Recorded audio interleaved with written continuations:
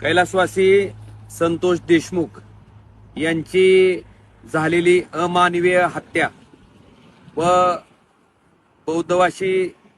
सोमनाथ सूर्यवंशी यांचा पोलीस मारहाणीत झालेला मृत्यू ह्या दोन्ही कुटुंबियांना न्याय मिळण्याच्या उद्देशानं उद्या धाराशिव या ठिकाणी